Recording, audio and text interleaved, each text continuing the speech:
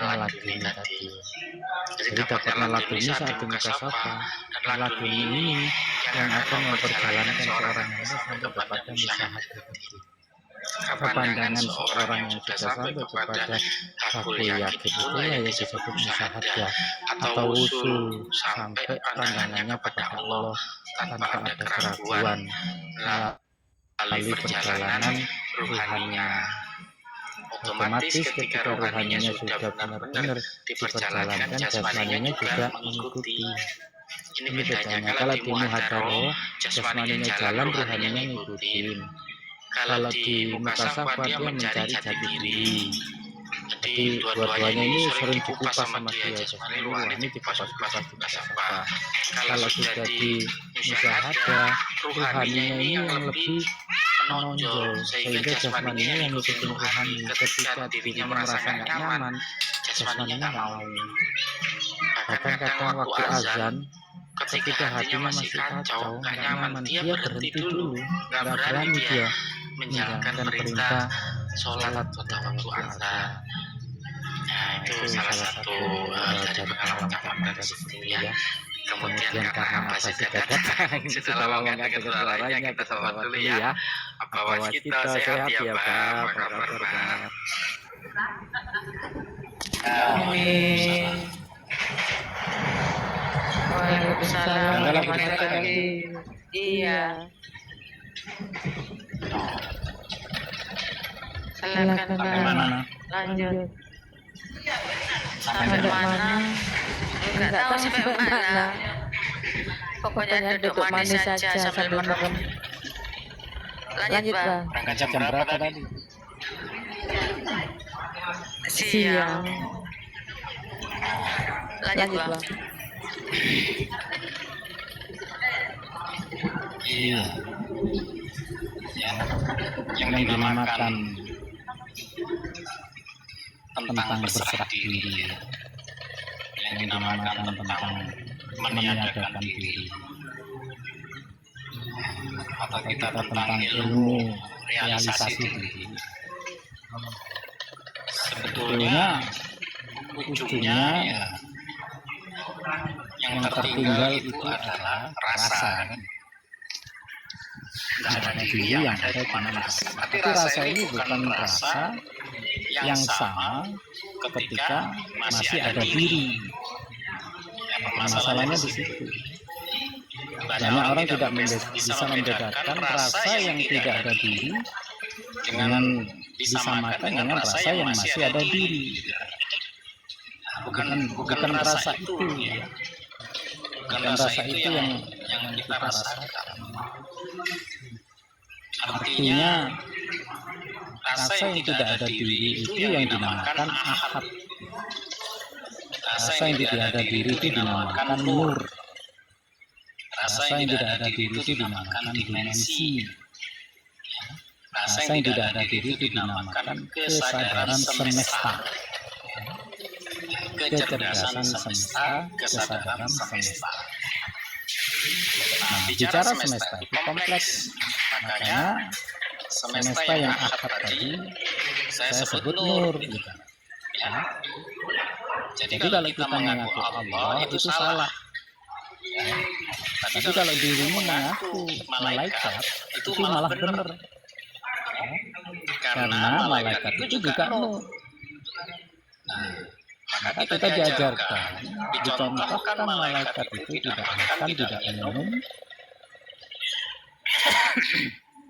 ya, tidak bersosialisasi, ya. Begitu juga dengan masalah ritual-ritualnya. Nah, dia seolah-olah tidak jauh dengan Tuhan, malaikat itu. Ya. Malaikat itu dekat dengan Tuhan karena apa? Dia melebur menjadi nur itu sendiri. Nah, bicara malaikat itu kan, maka kita itu jangan mengaku Tuhan. Kalau mengaku malaikat itu boleh. Nah, makanya di atas nur itu ada zat. Ya. atas nur itu ada zat. Nah, zat ini yang dinamakan sir, rahasia. Fisudurin al-ulama, di dalam dada para ulama, yang ada itu cuma dua, yaitu yang disebut ma'rifat dan sir. Ya. Di dalam dada ulama itu cuma ada ma'rifat dan sir. Masalah ma'rifat itu disebut masalah kesadaran, masalah rasa tadi. Tapi rasanya rasa semesta, rasa ahad. Rasa yang tidak ada ketika ada diri, rasa yang seperti dirasakan malaikat. Malaikat itu tidak ada diri. Malaikat itu menyatakan nur. Kita nanti tergabung dengan malaikat. Makanya kita melebur pada semesta, ya ketemu malaikat, ketemu wali, ketemu para arwah nabi. Nah, di sini menjadi satu inilah.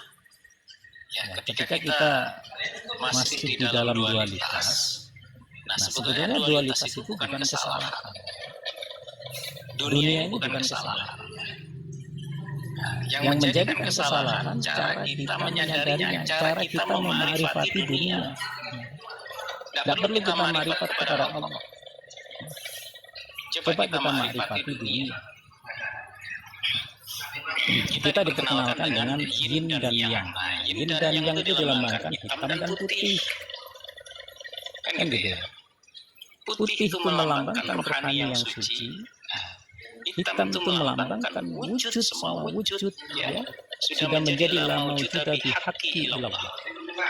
Ya. Kita tidak boleh bicara maujuda ilallah. Ya. Tidak boleh bicara begitu. Karena apa? Yang bisa berbicara begitu hanya zatnya Allah. Ya. Sudah menyatakan la maujuda ilallah itu zatnya Allah. Ya. Tapi kalau dirimu la maujuda bihaqqi ilallah. Tidak ada yang maujud, yang hak, kecuali Allah itu sendiri. Nah, dilambangkan hitam. Hitam ini bukan kondisi keadaan. Ya. Hitam ini bukan kondisi suram, kelam, ya. Kekelaman, kekalutan, keterpurukan, bukan. Hitam ini adalah wujud kosong. Ya. Hitam ini adalah wujud bahwa ya, semesta itu seperti itu, ahad, ya. Sebagai wadahnya hitam, ya. Putihnya sebagai, putihnya itu sebagai sesuatu yang disebut wilayah rohani, wilayah energi tadi. Jadi energi yang ahad ini hanya bisa ditampung dengan wadah yang kosong tadi, hitam. Itu makna yin dan yang. Ya, begitupun juga dengan dualitas itu bukan sesuatu yang dilawankan. Ya, kalian harus mengerti. Jadi semua segala kejadian harus kamu masukkan ke dalam hitam tadi, ya. Yang hitam tadi. Semua kejadian, semua wujud, semua peristiwa, semua kondisi, semua keadaan ruang dan waktu, semua arah, semua tujuan harus menjadi hitam tadi. Ketika kamu didatangkan musibah, ketika kamu didatangkan kebahagiaan, masuk ke dalam hitam itu, gitu ya, masuk ke dalam hampa, gitu ya. Nah, yang putih nur itu sedia kalanya sudah ada. Ya, asal usulnya yang nur itu putih, rohani itu. Jadi mereka itu adalah bersanding, bukan berlawanan. Maka ketika dirimu di alam nyata ini, di alam dunia, ketika menerima sakit, menerima bahagia, ya, menerima keterpurukan, menerima kegembiraan, itu kalian sudah hampa. Ya. Tidak menyalahkan dan tidak mengharap. Ya. Semuanya tidak diprasangka dan tidak diharapkan. Nah, mengalir apa adanya itu yang disebut ilmu alamiah. Itu yang disebut alam. Ya, ketika di dalam tasawuf menyebut alam, kamu harus menjadi alamnya. ya. Karena alam akan menjadi alma. Alma itu adalah ilmu yang hitam tadi itu. Disentuh dengan ilmu rasa, ya, rasa semesta. Saya di dalam sadar merasakan begitu. Tapi di dalam tidak sadar kayak tidur, yang menyentuh saya juga ilmu. Saya dipahamkan begitu-begitu. Yang putih biar putih, yang hitam biar hitam. Karena hakikatnya semuanya itu sama. Dan itu sebagai melengkapi, yaitu dinamakan Rahman Rahim. Yaitu dinamakan selaras serasi. Jadi dualitas di dalam satu tadi, dua tapi satu, yaitu ahad tadi. Makanya yin dan yang itu tidak bercampur. Bentuknya seperti angka 6 dan 9, ya, atau huruf S. Nah, celahnya itulah, ya. Nah, celahnya itu yang di pembatasnya itu, ya, kayak huruf S tadi, itulah dinamakan jeda. Ya. Nah, kemurnian itu di situ, tidak terletak di putih dan terletak di hitam. Karena putih anggaplah taat, ya. Hitam anggaplah maksiat. Ini dua-duanya adalah ujian, dua-duanya adalah hijab. Nah, kamu tidak teruji dan tidak terhijab ketika di antara putih dan hitam itu ada celah, ya. Huruf S tadi, garis. Nah, itu dinamakan alam jeda, alam kekosongan, alam murni. Ya, disitulah sebenarnya kita sholat. Maqam Ibrahim musola itu di situ. Tempatnya Ibrahim di situ. Muhammad yang sholat. Kan gitu. Nah, disinilah makanya ketika kita sudah memahami bahwa segala sesuatunya ini ya seharusnya begini. Seharusnya begini. Jadi kamu menerima mengalir apa adanya. Ya, itu disebut Lailatul Alma. Sejatinya rasa yang mendalam itu menjadi alma, ilmu. Nah, di dalam ilmu ada iman. Iman ini tidak diucap, tidak dirasa, dan tidak diyakini. Yang dinamakan iman itu mengalir apa adanya. Ya, yang dinamakan iman itu ketika kamu menyatakan aku adalah energi, aku adalah cahaya, aku adalah semesta, aku tidak bertiru, ya, aku tidak berpikiran, ya, aku tidak berasa, tapi semesta lah yang memberikan rasa, semesta lah yang bertasbih. Yang menentukan hitam dan putih itu ya semesta itu sendiri. Dia masuk wilayah mana? Makanya orang-orang yang selamat itu berada di tengahnya. Di surat Ar-Rahman ini dijelaskan adalah hitam dan laut putih tidak bercampur. Karena apa? Karena ada yang di tengah. Maka di tengah itu disebut Maqam Khidir. Sekaligus Maqam Ibrahim. Yang berjalan adalah Muhammad, Isa, Musa, gitu ya. Maqamnya Maqam Khidir dan Maqam Ibrahim. Ismail, Ishak itu sekarang. Bagaimana kita menjadi Ibrahim? Karena Ismail itu sumbernya Ibrahim, Ishak adalah sumbernya Ibrahim. Mereka juga begitu. Ismail dan Ishak akan kembali kepada Ibrahim. Ya, karena ini bulan Dzulhijjah, mendekati bulan Dzulhijjah. Hakikat Ibrahim itu adalah wadah, ya, atau yang saya sebut yang tadi, ya, atau warna hitam kelam tadi. Yinnya, yinnya itu dirimu yang mengisi, yaitu disebut Nur Muhammad, ya. Karena Nur Muhammad itu yang malaikat juga. Karena malaikat dari Nur. Kalau dirimu mengaku malaikat, saya dukung. Berarti perjalananmu benar. Kalau mengaku Allah itu zat, tapi kalau mengaku malaikat itu nur. Ya, Allahu nurus samawati wal ardh. Allah itu menjadikan semuanya nur. Kan gitu ya. Kamu makhluk cahaya disebut makhluk nur jasadi, atau disebut Nur Muhammad. Malaikat dari nur,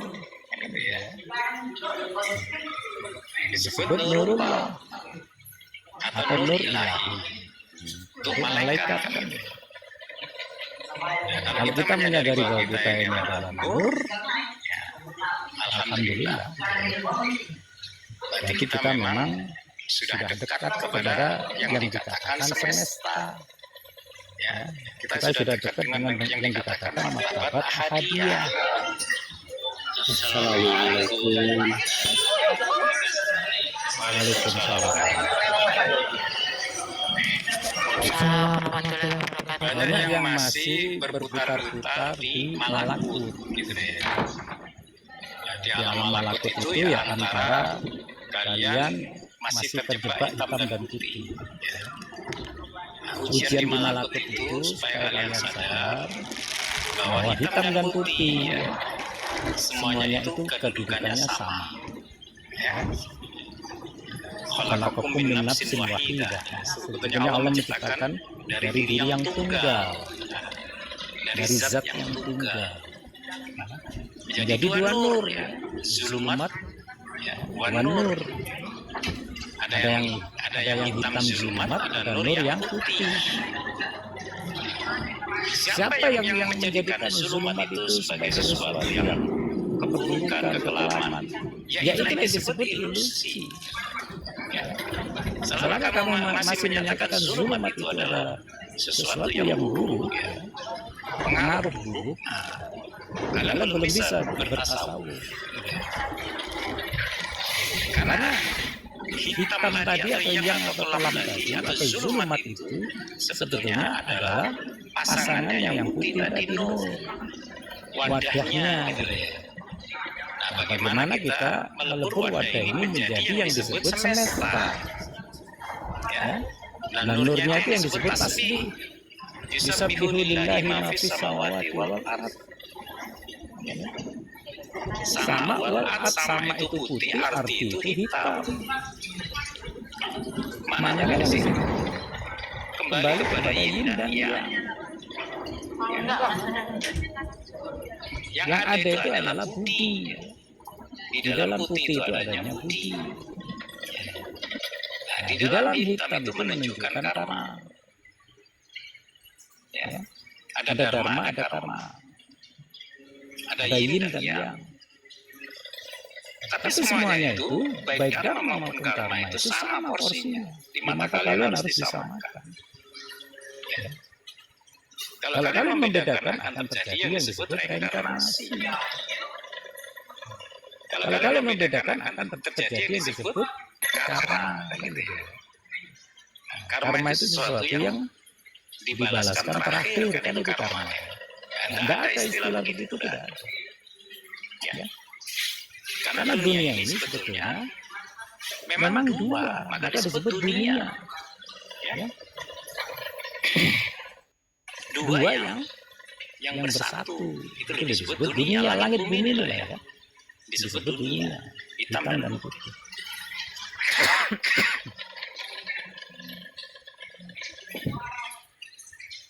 Ya terkadang terjadi sesuatu yang baik, yaitu memang kalian masuk kepada energi putih gitu ya. Tetapi sebetulnya energi hitam itu bukan energi yang bukan baik. Bagaimana caranya kamu menetralisir gitu ya. Ketika kamu tidak bisa menetralisir menjadi ilusi, ya. Kamu menyatakan musibah, kamu menyatakan keterpurukan, ya. Kamu menyatakan ujian, kamu menyatakan hijab. Padahal di dalam putih dan hitam sama-sama adalah hijab. Ya. Taat dan maksiat itu adalah sama-sama hijab. Waalaikumsalam. Makanya di sini saya itu sering dalam tidur tuh dinetralkan, natural. Nggak ngerti saya ini terpengaruh apa ya. Tapi saya itu dibawa kepada alam Jabarut. Gitu ya. Kalau di malakut itu masih ditampakkan sesuatu yang indah dan tidak indah. Di malakut itu masih ditambahkan surga dan neraka. Tapi kalau di Jabarut itu ya seperti kita melihat hamparan putih dan hitam, hamparan yin dan yang, hamparan sisi putih sisi hitam, yang dia tidak bercampur. Itu yang disebut alam Jabarut. Kalau di Lahut berarti kamu di tengahnya. Ya. Jadi sebetulnya alam itu tidak apa ini bersaf-saf ya, atau bertingkat-tingkat, bukan.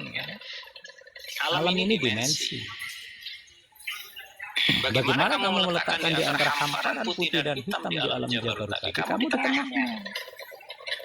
Kamu sebagai pembatasnya, itulah disebut alam Lahut. Ya. Ini kajian pastinya loh ya, kajian pastinya. Dan hampir yang ikut saya di orang itu mengalami itu gitu. Apa yang saya alami di dalam tidur mereka mengikuti. Berarti saya anggap mereka sudah sampai, makanya saya siap meninggalkan beliau-beliau itu. Makanya kita jangan terjebak di malakut. Malakut itu masih dalam kondisi 5 dimensi. Jabarut itu dimensinya. Nah, dimensi jangan dibayangkan sesuatu yang bertingkat. Ya. Dimensi ini hamparan. Maka di dalam Al-Quran sering bicara hamparan. Hamparan itu dimensi. Ya. Yang di Jabarut yang tampak. Pandangan putih dan hitam yang saling berdampingan. Ketika kamu berada di tengahnya, ya itulah Lahut. Alam tertinggi, alam kemurnian, alam jeda. Karena kalian sudah melihat batas hitam dan putih, kalian sudah melihat batas yin dan yang tadi. Maka kehidupannya ya natural, mau sakit, ya, mau sekarat pun sakit hampir mati, ya kamu biasa aja. Kamu biasa aja karena kamu berada di tengahnya. Ya. Antara sehat dan sakit kamu di tengahnya. Kamu mengetahui batasnya. Itulah alasannya kenapa orang-orang yang sudah sampai di sini tahu gitu ya. Kalau dia sudah tak mampu, ya dia sudah menganggap dirinya dekat dengan ajal. Itu dia mengerti. Karena apa? Dia bisa mengukur. Tahu batasnya. Ya. Mau sakit apapun ya, sakit separah apapun. Kalau dia tahu batasnya sakit tadi, dia bisa mengukur. Oh, masih lama saya. Dan menjadi trigger, pemicu. Saya harus sehat. Nah, gitu. Banyak orang tenggelam karena dia merasa terjebak dengan ilusi tadi. Merasa sakitnya adalah pengganggu, ya. Merasa sakitnya ini yang dinamakan ujian. Makanya mereka yang sudah sampai tidak teruji itu dan tidak terhijab, karena tidak terjebak pada taat dan maksiat, ya. Karena tidak terjebak pada putih dan hitam, ya. Karena zulmat dan nur itu semua dipegang batasnya. Sudah tahu kegunaannya, fungsinya zulmat itu apa, nur itu apa, baru dia memegang batasnya. Nah, zulmat itu sebetulnya wadah. Zulmat menjadi kekelaman, menjadi keterpurukan, menjadi musibah, atau menjadi penderitaan karena dirasakan. Ya. Rasa itulah yang disebut ilusi. Rasa yang kamu timbulkan itu ilusi. Sebenarnya keadaan tidak pernah menimbulkan rasa. Bagi yang mensikapi dengan prasangka, itulah yang dijadikan rasa ilusi. Nah, sebetulnya rasa semesta itu ya satu. Ya. Yang disebut hitam itu wadahnya, yang disebut putih itu isinya. Dirimu itu hitam dan putih, zulumat wa nur. Zulumat itu jadikan wadah yang artinya hitam bukan dengan rasanya. Hitam yang diartikan kelam. hitam bentuk netralisir, hitam bentuk alamin ya, alamin itu melebur, Rabbul alamin. Tuhan menginginkan kalian alamin melebur semua keadaan, semua ruang dan waktu dilebur menjadi zulumat, menjadi wadah. Ya. Wawunya itu waw atau penyambung. Jadi nur itu isinya. Nah, bicara nur, bicara kepada zat. Ya. Maka ada nur zat, ada nur Muhammad. Kan gitu ya. Nur zat itu adalah perintah yang memerintah Nur Muhammad. Ada masuk kepada zulumat. Iya. Maka kenapa di dalam Al-Baqarah di situ dikatakan ada Adam, ada malaikat, dan ada Azazil, dan ada Hawa, dan ada iblis. Ada berapa itu? Adam, Hawa, Azazil, malaikat, iblis 5. Kan gitu deh. 5. Nah, Azazil dan iblis satu peran. Maksudnya satu wujud. Nah, ini bahaya. Makanya yang dinamakan bermuka dua itu, kamu jangan jadi Azazil. Azazil itu sosok yang taat azaz.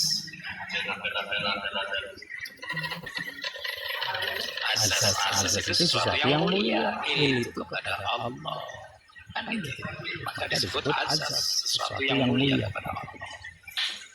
Nah, sedangkan malaikat itu bentuk nur.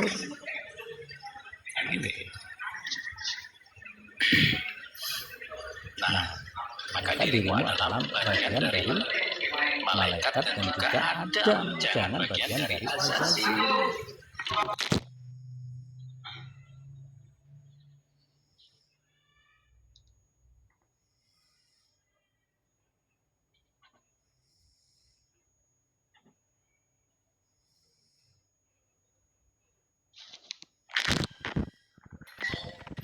Makanya di sini sering saya tekankan antara Adam dan malaikat itu adalah satu. Ya. Antara yin dan yang. Adam wadah, malaikat itu isi. Ya. Fasjudu li Adam, sujudlah kepada Adam maksudnya. Yang sujud itu adalah nur atau putih. Ya. Yang tepat sujudnya adalah Adam atau yang disebut hitam atau tanah atau bumi, yang sujud langit. Jadi sebetulnya langit itu ya di sini ya. Yang kamu injak itu langit. Masalahnya dia adalah satu. Langit dan bumi itu satu. Allah selalu menyebutkan ya. Tidak pernah fitunya wasama. Selalu menyebutkan fisama wal ardi. Langit dan bumi. Langit dan bumi.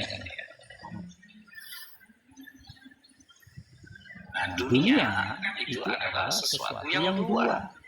Langit dan bumi itu sebetulnya satu. Nah, yang disebut semesta, yang disebut ahad, yang disebut wadah dan isi menyatu.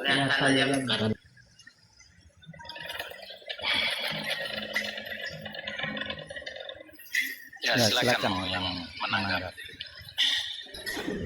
Sirul, sudah sehat Sirul. Apa ini kalau bicara ya terkadang begitu tersendat-sendat tapi suruh diem gantian Lanjut aja. tadi malam bisa lagi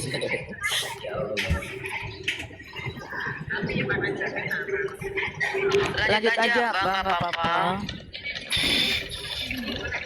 Waalaikumsalam warahmatullahi wabarakatuh.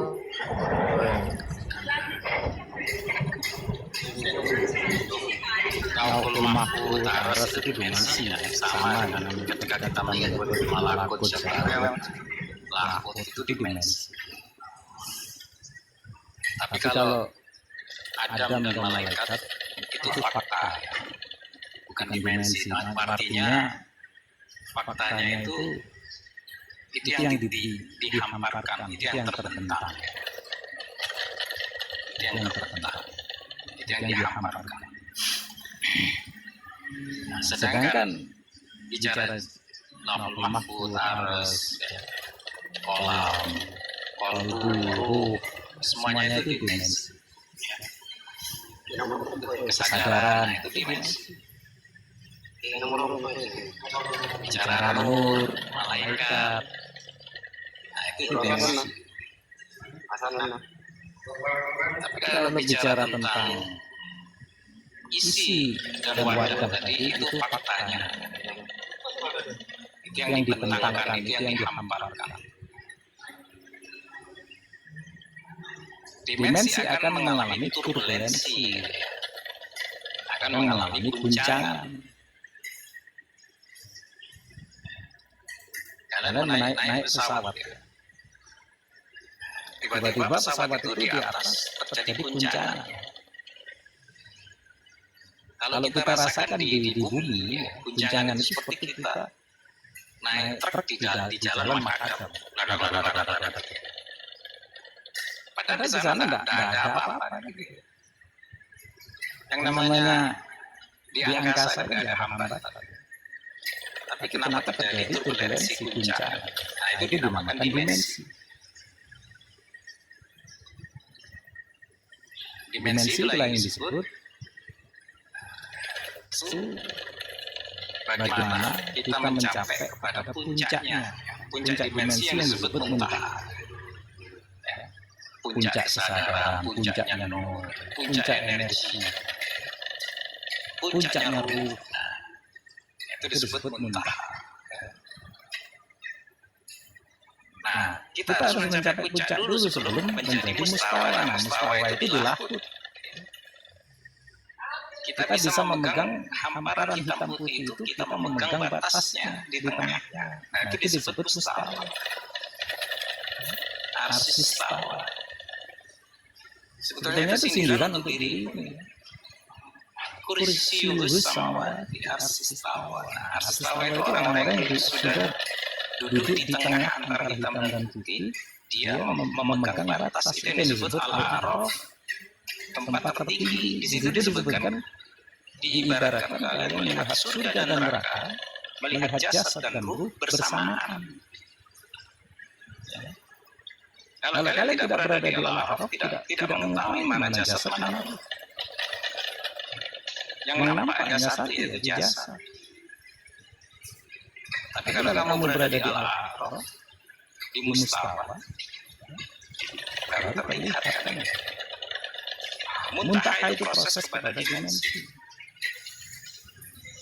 Mustawa itu adalah ketika kita berada di sana, di alam pembatas, alam jeda, alam kemurnian. Disitulah yang sholat dinamakan wusul. Disitulah yang dinamakan sholat khusyuk. Disitulah yang disebut maqam Ibrahim musola. Sholat dalam kondisi titik nol, koordinat kosong. Ya, di koordinat kosong kamu lenyap. Ya, antara gunung A gunung B. Nah, di tengahnya lembah. Terkadang orang di gunung A itu terjebak kepada koordinat kosong. Dia lenyap di situ. Dia hilang dalam pendakian di situ. Dicari sampai 3 tahun tidak ketemu di gunung A. Akhirnya ada yang mendaki gunung B, menemukan yang hilang di gunung A. Nah, ini berarti dia terjebak pada koordinat kosong. Itu disebut lenyap. Kita semua ini harusnya fana. Bukan fana fillah, bukan fana fil rasul. Kita cukup satu fana, yaitu fana fil af'al. Fana, tenggelam di dalam af'al. Af'al ini yang disebut dimensi. Af'al yang disebut perbuatan Allah itu disebut dimensi. Karena di dimensi itu tidak ada tempat. Karena di dimensi itu tidak ada ruang, tidak ada waktu. Dimensi itu seperti lubang cacing, black hole. Seperti lubang hitam. Makanya lubang hitam tadi, yang tadi yin dan yang ada putih, ada hamparan yang berdampingan. Maka lubang cacing atau black hole ini,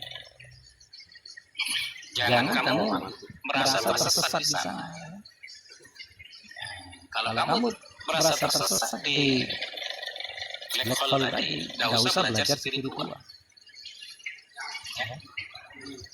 Kita belajar spiritual, belajar makrifat itu, belajar dalam arti fana fil af'al. Fana fil af'al itu ya kita menjadikan semuanya melebur menjadi hitam tadi. Menjadi sesuatu yang tidak kondisi. Menjadi sesuatu yang tidak ada ruang dan waktu. La sautin wala turfin itu tidak ada ruang, tidak ada waktu. Ya, tapi kondisinya ada. Keberadaannya ada, yang itu dinamakan being. Nah, di situ ya. Bicara semesta, keberadaannya ada. Tapi dia bukan ruang dan waktu. Ya, kalian harus memahami di situ. Kita ini hanya memahami tentang keberadaan. Keberadaan itu seperti apa? Kita menjawab unknown. Tidak tahu. Bukan I know, tapi unknown. Bukan saya tahu, tapi bilang tidak tahu. Pernyataan tidak itulah yang disebut la maujuda illallah. Tapi ketika dirimu masih menggunakan kesadaranmu, kamu harus menyatakan la maujuda bil haqqi illallah. Karena yang bisa menyebut la maujuda illallah itu zat, ya semesta itu sendiri. Ya. Ya Nur Muhammad itu sendiri. Ya, silakan mau didiskusikan. Cak Man sudah hadir. Silakan Cak Man.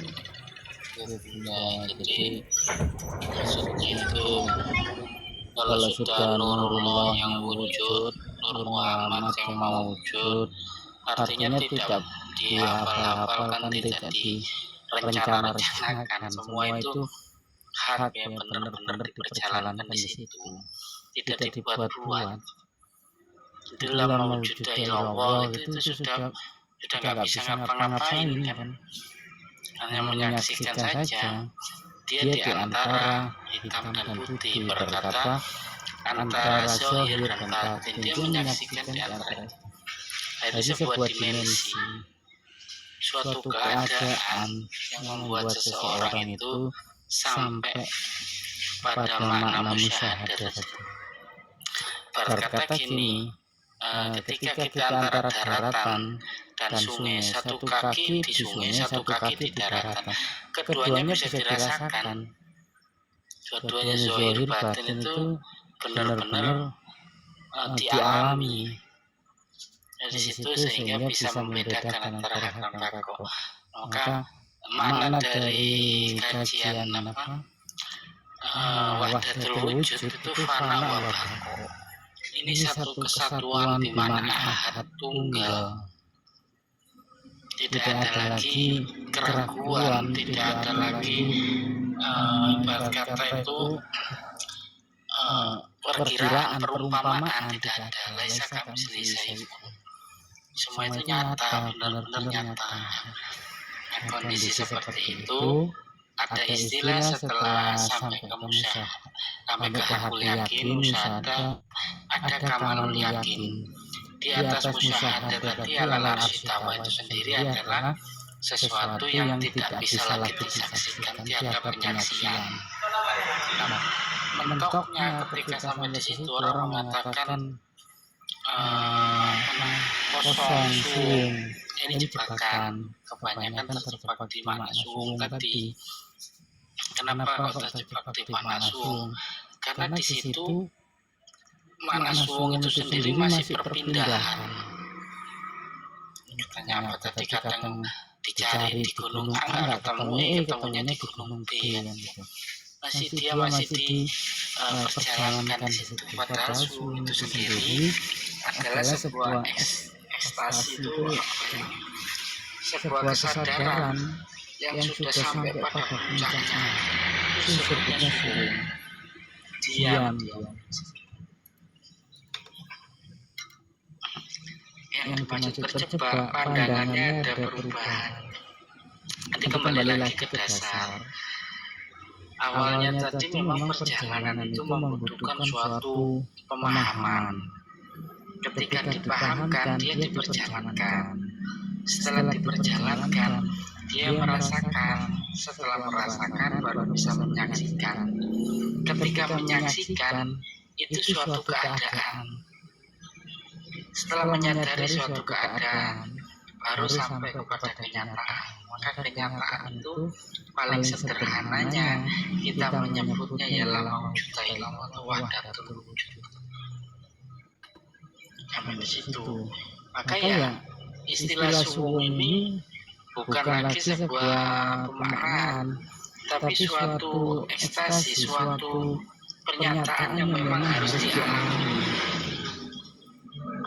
Dikatakan kalau dari situ dia seperti orang bodoh, seperti nggak ada, apapun sebutannya ya tetap aja dia tidak menghiraukan. Dia seakan-akan jangan sampai nampak adanya diri, mau dikatakan apapun nggak masalah.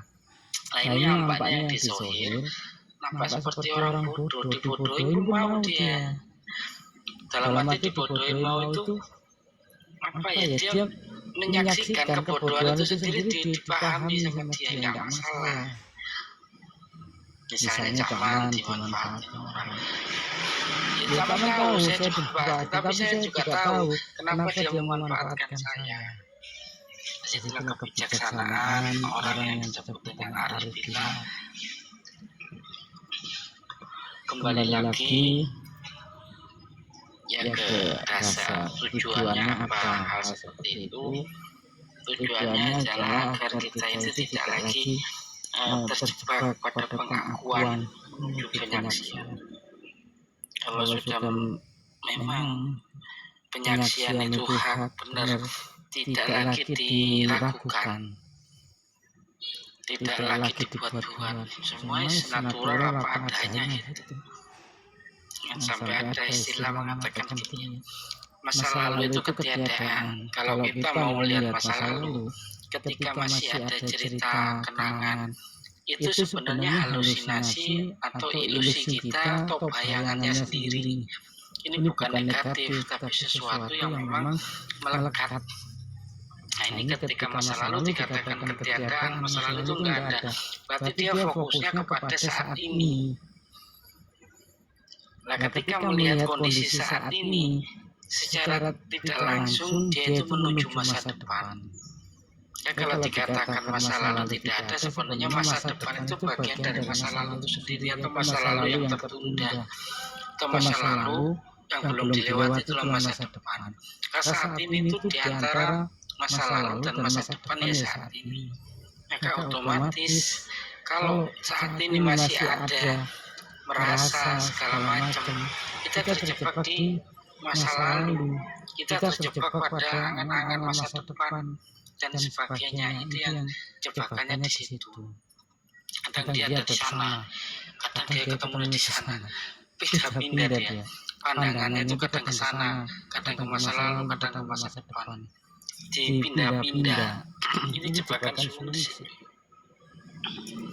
Jebakan dalam arti bukan suatu yang negatif ya, itu bagian dari perjalanan. Bagaimana agar urut tadi tidak dirasakan, tidak ada rasa, biarkan semua mengalir apa adanya. Ya saat ini ya jalanin. Itu ada lagunya kata Mbak Sobo kan, Idul Fitri, panggung sandiwara, semua punya cerita, semua punya lakon. Ya tinggal dijalani lakonnya, disadari aja. Saya sedang lakon sebagai apa ini, sebagai ini. Dinikmatin aja, tanpa ada perasaan, rasa-rasa itu sendiri adalah bagian masa lalu, masa depan, dan saat ini. Kalau sudah bicara masa, itu ruang dan waktu. Ini jebakannya makna suwung di situ. Ketika masih ada ruang waktu, masa lalu, masa depan, semuanya itu masih ada, dia bisa berpindah-pindah. Terus sebetulnya ya lenyap. Lenyap itu maknanya fana, dia fana. Padahal ya dia tidak di sana, tidak di sini, tidak di mana-mana. Nah, ketika sudah di situ melepaskan kemurnian yang dikatakan kesadaran yang murni, kesadaran yang memang tiada tidak ada rugi, tidak ada kepentingan bagi diri itu, semuanya berjalan barangnya. Atau bahasanya kalau bisa kita nyebut takdir, ketetapannya. Kita lah sang ketetapan, kita lah sang takdir. Diri inilah takdir yang memang ada, adanya karena ada yang mengadakan. Sampai di situ pandangan orang-orang yang sudah di ashabul a'raf itu sendiri, dia seperti tidak melihat baik dan buruk. Baik dan buruk itu bagian dari dirinya, tapi dia di tengah-tengah. Kata disebut ashabul a'raf, orang-orang yang ada di ketinggian, ya orang-orang yang arif billah, orang-orang yang bijak. Dia sang penyaksi yang menyaksikan aja.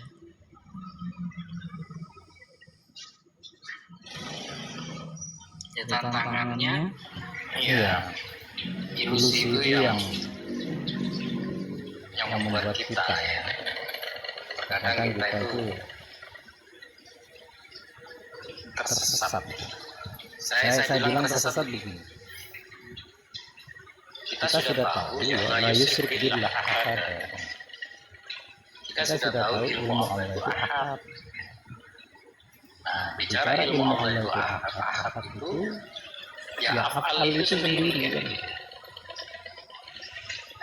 Mau bicara ahad itu af'al, mau bicara nur itu af'al, mau bicara ruh itu af'al, mau bicara kesadaran itu af'al, mau bicara energi itu af'al. Nah, ketika kita masih kaku ya, yang namanya orang tersesat itu kaku. Ciri-ciri orang tersesat itu kaku. Oh tidak, beda nur dan af'al. Oh tidak, beda semesta dan nur. Nah, ini orang-orang tersesat. Padahal sudah diulang-ulang di surat Al-Kahfi, la yusyrik billah ahad. Makna wahdatul wujud itu adalah la yusyrik billah ahad. Maknanya di situ seperti itu. La yusyrik bi hukmihi ahad. Itulah kenapa Bilal bin Rabah menyatakan ahad. Dia disebut budak sahaya. Dia disebut budak berlian. Berlian itu karena apa? Walaupun dia tidak mengenal apa itu ahad. Ahad itu bukan nama. Ahad itu bukan sifat. Ahad itu yang disebut lasautin walafurutin. Bukan nama, bukan sifat. Maka disebut ahad. Masuk dalam af'alnya Allah. Bicara energi itu af'alnya Allah. Bicara nur itu af'alnya Allah.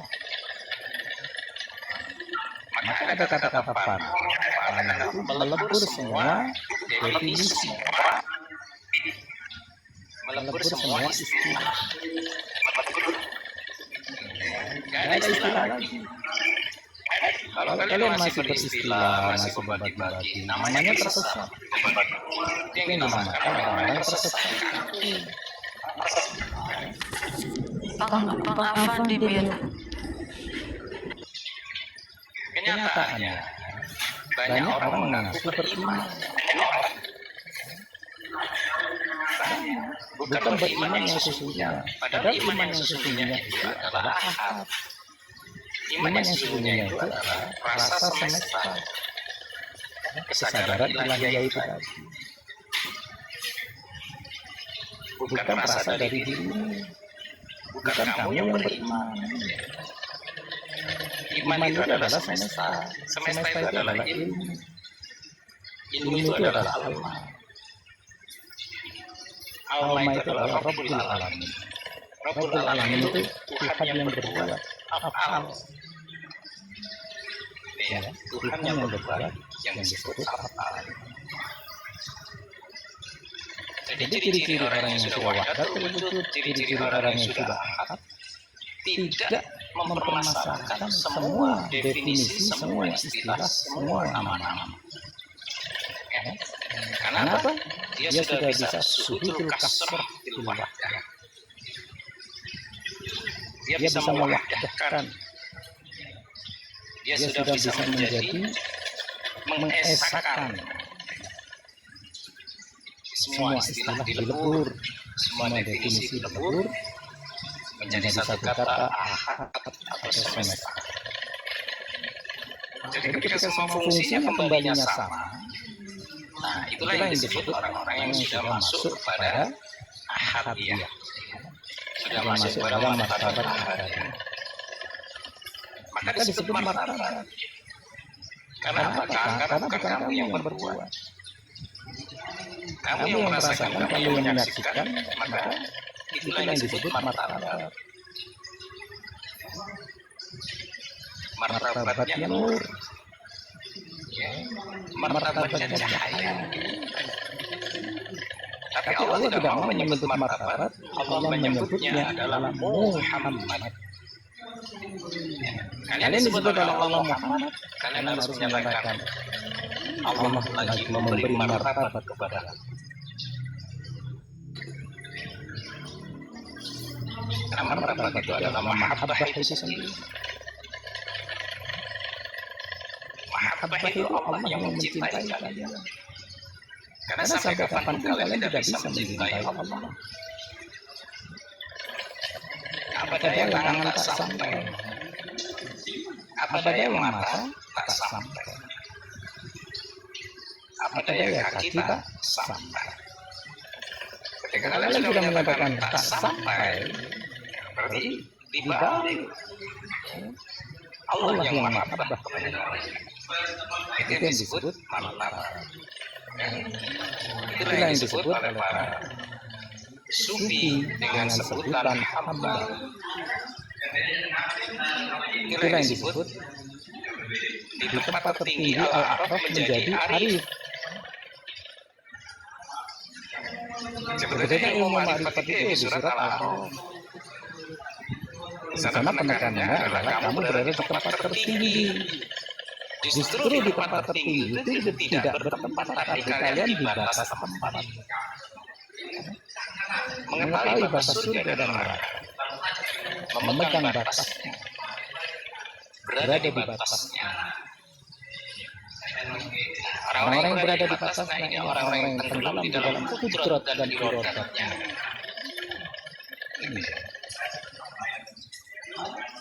Keinginan Allah yang kamu juluki dengan masa depanmu, kodrat Allah yang kamu juluki dengan masa kini, saat ini, detik ini. Artinya apa? Ketika itu semuanya adalah perbuatan Allah, kamu harus tidak tahu.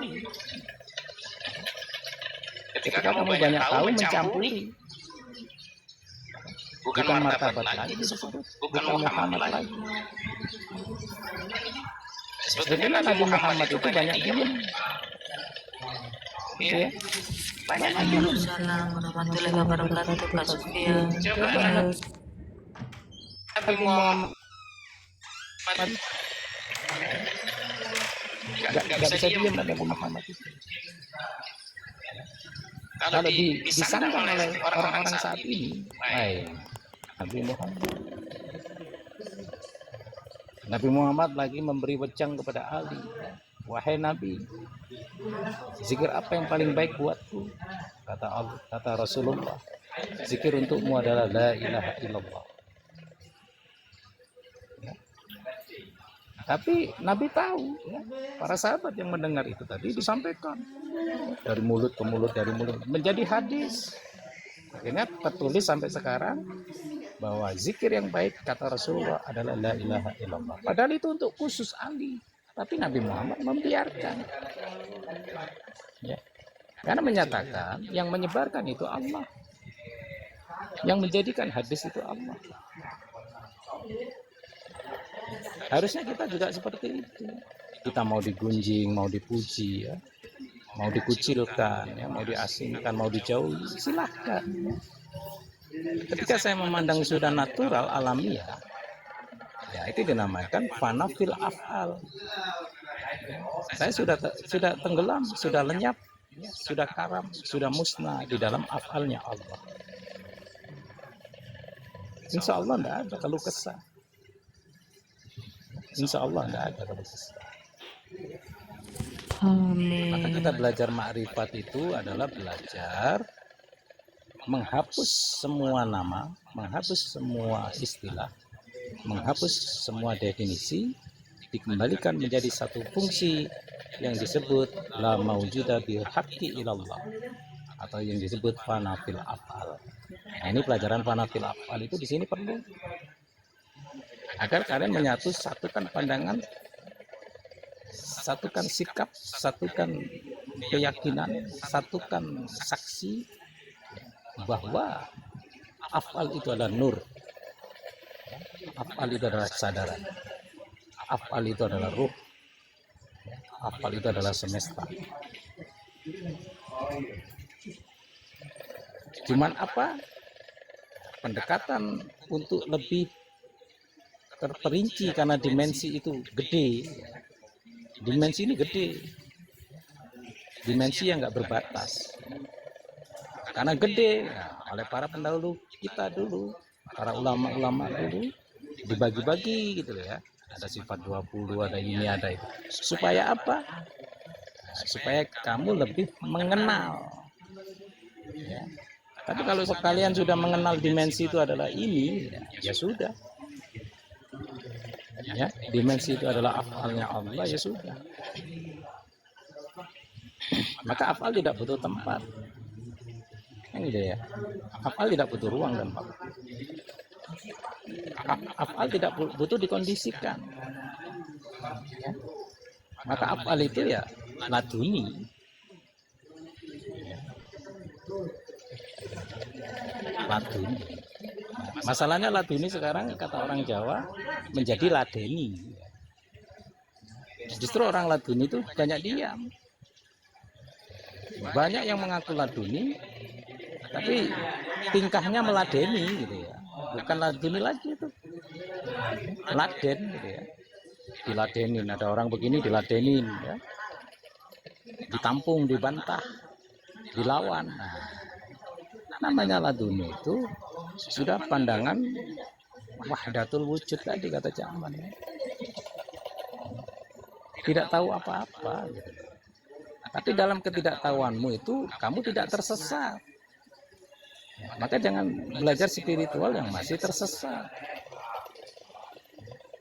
Kamu dianggap orang tersesat, tapi kamu tidak tersesat karena kamu sudah menyatukan zulumat wan nur, ya kan? Sudah menyatukan apa itu yin dan yang. Karena sesungguhnya yang dua Rahman dan Rahim tadi itu adalah zaujah, kan gitu ya, pasangan. Itu adalah fakta. Fakta artinya dua yang tidak apa? Dua yang tidak selingkuh. Dua yang tidak syirik kepada Allah. Ya kan? Nah, dua ini yang disebut Nur Insan dan Nur Muhammad. Mana insan, mana Muhammad? Mana yang disebut Nur Zat? Nur Zat itu yang di alam jeda tadi. Dia tahu batasnya Nur Muhammad, tahu batasnya Nur Insan. Dia berada di Al-A'raf. Dia berada di tengah-tengahnya. Silakan Bang Afan, tadi mau menyampaikan. Lanjut aja Abah. Lanjut, Mbak. Silakan Cak Man. Apa Terima ini? kasih.